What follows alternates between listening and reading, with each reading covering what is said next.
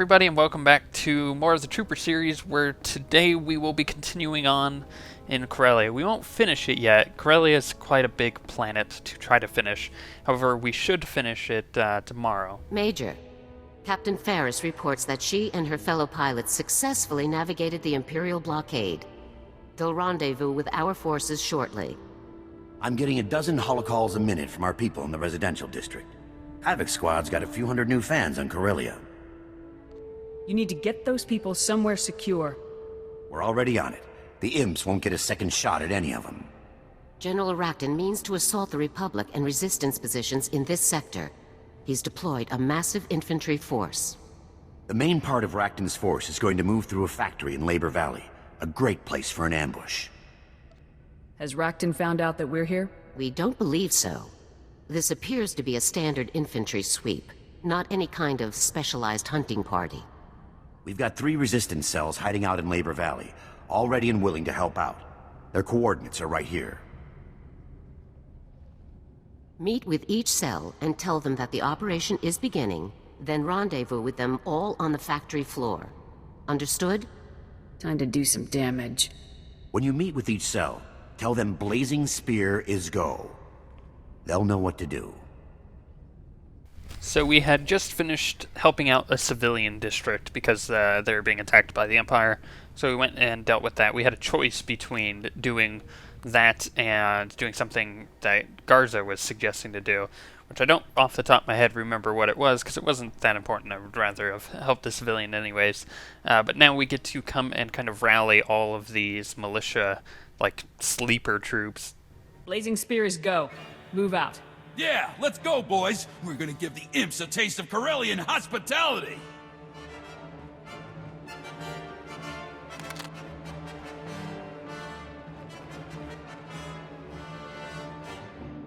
It's kind of nice being able to have all these militia people, or I don't know if they're militia or resistance exactly, but they have a couple benefits. Like they could go around and just kind of blow things up without necessarily having to have gotten orders from like the general in order to be able to do that. The other thing is they know this area so well they can like go behind enemy lines and can sabotage stuff, which is always really nice. Get your people ready. Blazing Spears, go. Very good, very good. We'll meet you at the factory ready for a fight.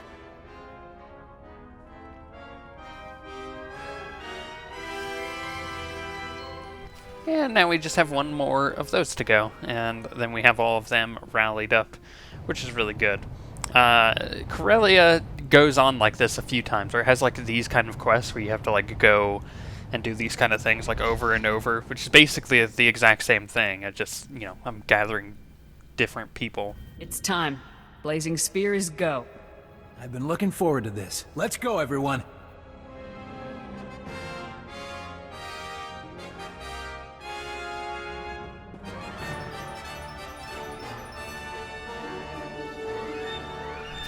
I'm not saying that gathering these people isn't fun or anything. However, when you do it like over and over, and you saw those back to back, but the problem is they are super far spread out, so it's like, just give me a normal quest to do. I don't want to have to go and find all these people. Alright, everybody's here. Let's get this party started. We brought plenty of explosives and plenty of shooters. We're ready. Have you people seen real combat? We have. Hendrik and I were working in this very factory when the Imperials invaded, and we've been fighting ever since. Yeah, I've been thinking. We could rig a lot of this equipment to blow. You know, really tear the imps to shreds. What? Stop and think, Hendrik. If we destroy this place, where will we work when the Imperials are gone? We're here to wipe these imps out, and rigging the equipment to blow in their faces is the best way to do it. Corellia will need to rebuild. You'll need this place intact. Consideration for local infrastructure is always preferable. I'm glad you agree. Now, let's get everyone into position.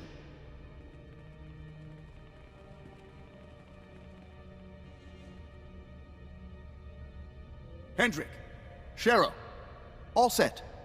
We're ready. Do you have any final orders, Major? We're not here to prove anything. To stay alive and make sure the imps don't. That sounds like as good a plan as any. Let's make them pay! Ah, okay, so that's what I get to use the militia for, is this, like, ambush.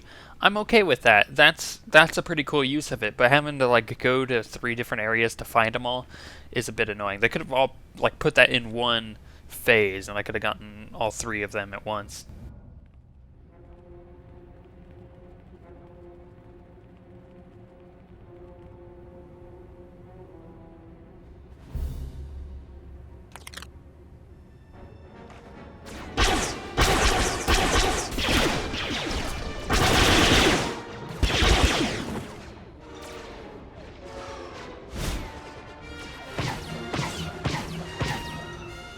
Now, the obvious thing to talk about there is the fact that I decided not to sabotage any of the equipment here. Like, I probably could have killed these guys really easily and not had to worry about it, and there probably would have been, like, these really cool booby traps where they just get completely owned as they ran out like they did. However, the more important thing to think about is we're going to win this anyways, right? So, I mean, with me around, we're probably going to win it, just because mostly every time I go against the Empire, it's been a victory.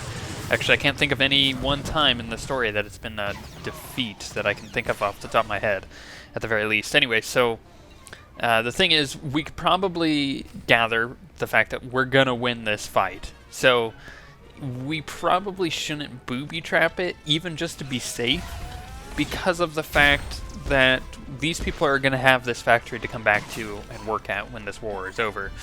There are some exceptions to this this way of thinking, and you'll see that later on in this episode. And it ends up getting me a little in trouble. But you gotta think of the livelihood of people, not the comfort. So if these were like super high end, like restaurants or whatever, and they're like, we actually don't really eat here all that much, it's just for, famous people, then it's like, yeah, blow it up, because it's not really useful. But because it actually provides a job for many people, since it's a giant factory, then yeah, sure, blow it up. The restaurant would provide jobs too, but not nearly as many.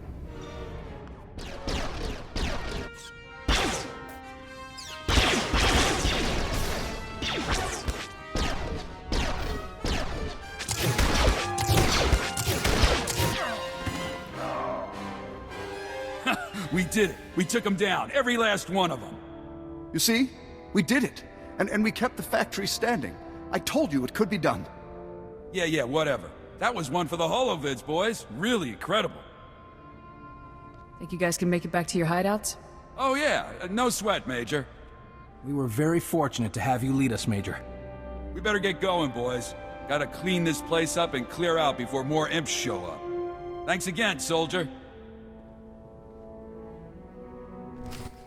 I'm glad that that ambush was really successful. In fact, because it was, now we get to report into the General and find out what my next set of orders are. Havoc Squad calling General Garza. Objective complete. The ambush was a success. Excellent news, Major. Rakton will think twice about sending reinforcements that way again. Locke and I have relocated to a Republic safe house in Axial Park. Report here immediately for new orders. Our forces will be arriving soon, and we need to clear them a safe landing zone. I'm on my way, General. Very good. Garza out. Off to Axial Park then. We're getting really close to finishing Corellia, but like I said, we don't quite manage to do it in this video, simply because it's a huge plan. It's like trying to finish off Voss or Hoth is another good example. There's just a lot of quests to do in those areas. Major, good. Let's get straight to it. Captain Ferris is returning with our forces, and we need to clear them a place to land. The best bet here in Axial Park is the Corellian Museum of Starships. They have a big open-air landing pad that our people can slip right onto. Unfortunately, that landing pad is occupied by a famous Corellian warship, the Lucky Lancer. We need you to deal with it. How exactly do you want me to deal with it, General? I'd prefer you simply destroy it, but Locke seems to feel it's very valuable. The Lucky Lancer is the most famous Corellian ship in the galaxy. We can't just blow it up to clear a parking spot. Look, I've got volunteers ready and willing to fly the Lancer out and hide it someplace safe. All you have to do is escort them to the museum. Escort missions are risky and time-consuming. Destroying the ship is a far better option. I won't risk the mission just to save one ship. I thought you weren't like her, Major. I thought you'd get it. I guess I was wrong. I never wanted it to be this way. Don't waste your apologies on me. Enough. We don't have time for this. Major, here are the explosives. Be sure to report in when the job is done. See, that's what I mean by that way of thinking will get me in trouble later. This probably wasn't the best decision to make for having to get rid of this ship, unfortunately. If I were to go back, I may have changed it, but the fact of the matter is, you know, my character's right. I don't really want to risk the mission at all.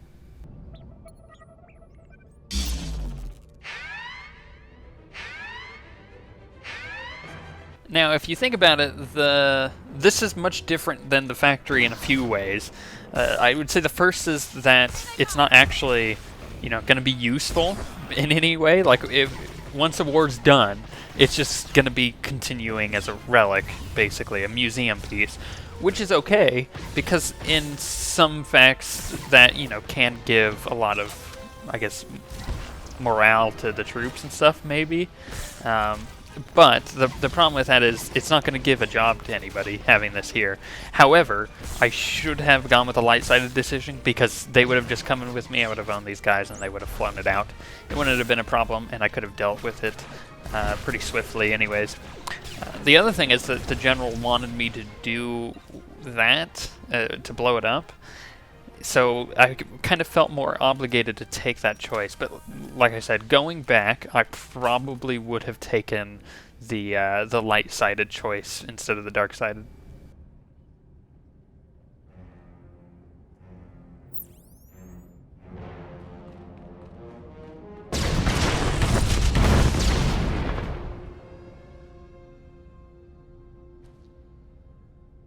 Also, not much of a warship, is it? It was pretty tiny, and just like a little bit of C4 managed to blow it up.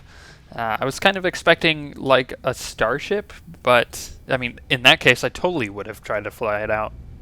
Havoc Squad calling General Garza. Operation complete. Landing zone is clear. Excellent work, Major. I'll let Captain Ferris know immediately.